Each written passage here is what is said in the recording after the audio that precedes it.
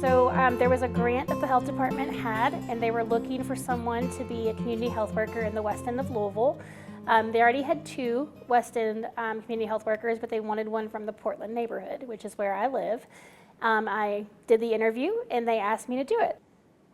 Portland neighborhood is a impoverished neighborhood. It's one of the first neighborhoods actually in Louisville. So it's just a hardcore working class family space.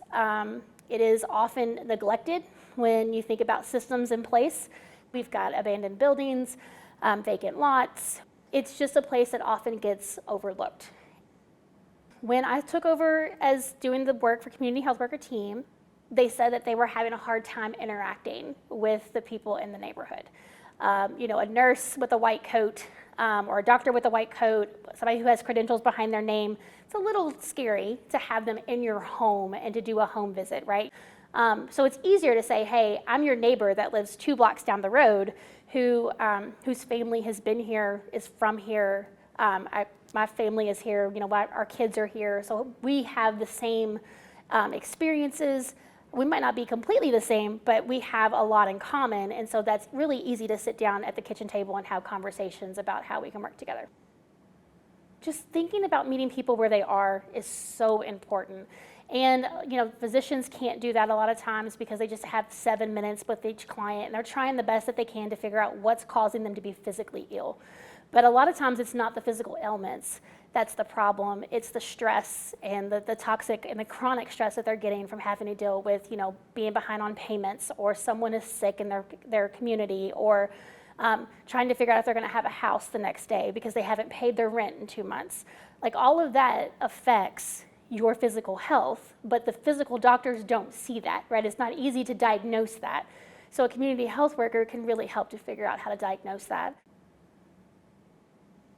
I remember having the first conversation with why someone might not be compliant with their medication. And I went into the home. I had all of the notes from the RN, the social worker. If we can't get them to comply and they go back to the ER, we're going to have to take them off the program. And I'm like, well, let's wait a second. Let's really go see what's going on. So I did a home visit, which they were kind of reluctant for me to do because the home was not the most, in shape for a visit. But because I live in the neighborhood, I knew that. I knew exactly where the street was. I knew exactly which house it was. So I was comfortable engaging with them. We met on the porch because that was easier for them and they felt more comfortable doing that. And so we met and we talked about it, and I found out that, they didn't have electricity.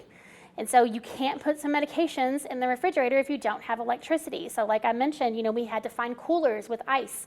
And we talked about ways that we can help get their lights back on, using LIHEAP and other resources that we have in the community. But because the nurse and the social worker and the doctors didn't know that was what's going on, they just saw it as someone who just was not following directions. They just don't want it enough, or they don't care. No matter what I tell them, they don't do it. That's really not what's going on out there. And the more that you have those stories, you understand that there's so much more deeper down that you have to look at.